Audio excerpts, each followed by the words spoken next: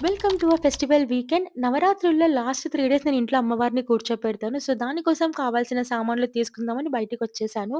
ఆకలేస్తుంటే first I had samosa. ఇంకా festival కదా! Street shopping చూద్దామని వెళ్ళాను. వర్స్ట్ డెసిషన్ ఎందుకంటే వీకెండ్ అందులో ఫెస్టివల్ టైమ్ అందులో నేను స్ట్రీట్ షాపింగ్‌కి వెళ్ళాను.